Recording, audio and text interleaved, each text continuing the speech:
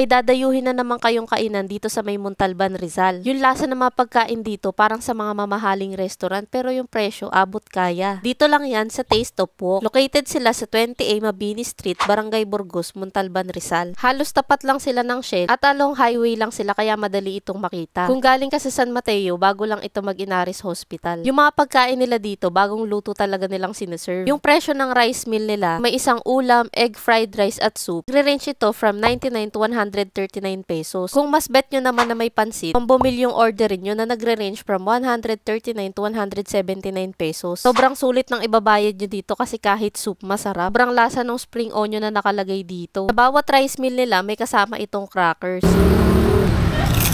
Lechon Macau yung tinry namin sa rice meal nila. 119 pesos lang to. Masarap yung pagkakaluto dito. Crispy ito pero hindi super tigas nung laman. Masasarap pa ito lalo pag sinawsaw nyo sa kanilang sarsa.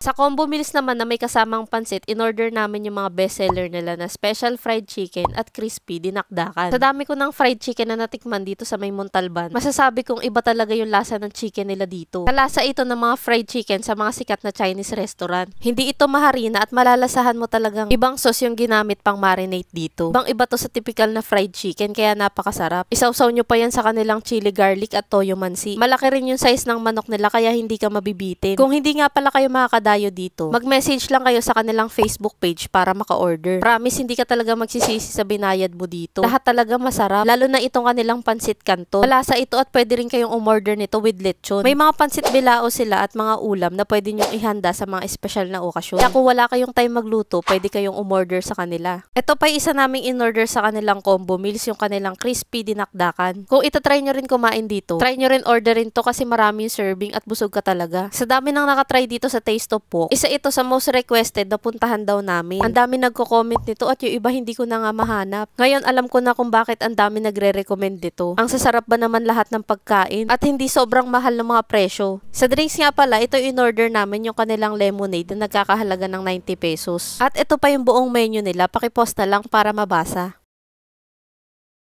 Kung ngayon ka lang nakanood ng vlog ko, nag-e-explore nga pala ako dito sa buong Montalban kung saan may masarap na kainan. Kaya kung may marerecommend kayo, pakilagay naman sa comment section para yun naman yung next naming dadayuhin. At para updated pa kayo sa mga sulit na kainan dito sa may Montalban, huwag niyong kalimutang i-follow ang aking mga social media accounts. Yun lang, maraming salamat sa panonood. Bye!